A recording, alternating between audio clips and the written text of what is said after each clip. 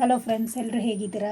ಇವತ್ತು ನಾನು ಮನೆಯಲ್ಲೇ ಇರುವ ಸಾಂಬಾರು ಪುಡಿಯನ್ನು ಉಪಯೋಗಿಸಿ ಪೇಪರ್ ಅವಲಕ್ಕಿ ತಿಂಡಿಯನ್ನು ಹೇಗೆ ಮಾಡೋದು ಅಂತ ನಾನು ತೋರಿಸ್ಕೊಡ್ತೀನಿ. ಮೊದಲಿಗೆ ಬೇಕಾಗಿರುವಂಥ ಪದಾರ್ಥ ನೋಡೋಣ.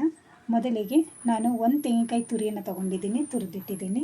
ಮತ್ತು 2 ಬೌಲ್ ಪೇಪರ್ ಅವಲಕ್ಕಿ, 2 ಸ್ಪೂನ್ ಸಕ್ಕರೆ ಮತ್ತು 1½ ಸ್ಪೂನು ಉಪ್ಪನ್ನು ತೊಗೊಂಡಿದ್ದೀನಿ. ಮೊದಲಿಗೆ ತೆಂಗಿನಕಾಯಿ ತುರಿ ಹಾಕ್ಕೊಳ್ತಾ ಇದ್ದೀನಿ. ಮತ್ತು 1 ಸ್ಪೂನ್ ಸಾಲ್ಟ್, 2 ಸ್ಪೂನ್ ಸಕ್ಕರೆ. ಈಗ ಇದನ್ನು ಮಿಕ್ಸ್ ಮಾಡ್ಕೊಳ್ಳೋಣ ನಾವು. ಒಗ್ಗರಣೆಗೆ 2 ಸ್ಪೂನ್ ಎಣ್ಣೆ ಹಾಕ್ಕೊಳ್ತೀನಿ ನಾನು. ಬಿಸಿಯಾಗಿದೆ. ಈಗ ಸಾಸಿವೆ ಹಾಕ್ಕೊಳ್ತಾ ಇದ್ದೀನಿ. 1 ಬಾಡಿಗೆ ಮೆಣಸು, ಸ್ವಲ್ಪ ಕರಿಬೇವು,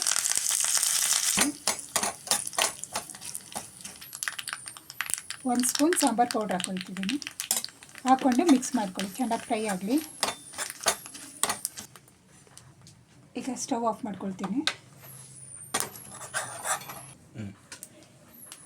ಇದನ್ನು ತೆಂಗಿನಕಾಯಿ ತುರಿಗೆ ಹಾಕ್ಬಿಟ್ಟು ಮಿಕ್ಸ್ ಮಾಡ್ತೀನಿ.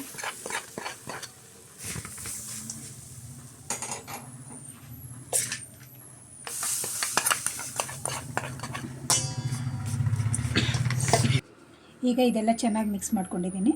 ಈಗ 2 ಬೌಲ್ ಅವಲಕ್ಕಿನ ಇಲ್ಲಿಗೆ ಹಾಕೊಳ್ಳೋಣ.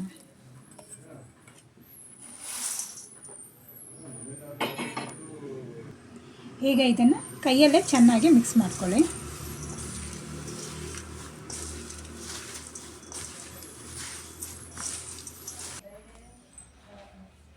ಈಗ ಅವಲಕ್ಕಿ ರೆಡಿಯಾಗಿದೆ. ಈಗ ಅವಲಕ್ಕಿ ರೆಡಿಯಾಗಿದೆ.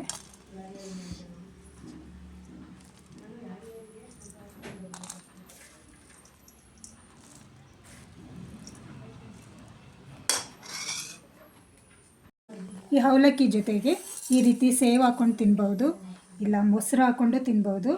ಈ ರೀತಿ ತಿಂಡಿ ಮಂಗಳೂರು ಹೋಟೆಲ್ನಲ್ಲಿ ಸಿಗ್ತದೆ, ತುಂಬ ಚೆನ್ನಾಗಿರುತ್ತೆ. ಈ ವಿಡಿಯೋ ಇಷ್ಟ ಆಗಿದೆ ಅಂದ್ಕೊಳ್ತೀನಿ. ನನ್ನ ಚಾನಲ್ನ ಲೈಕ್ ಮಾಡಿ, ಶೇರ್ ಮಾಡಿ, ಸಬ್ಸ್ಕ್ರೈಬ್ ಮಾಡಿ. ಥ್ಯಾಂಕ್ ಯು, ಧನ್ಯವಾದಗಳು.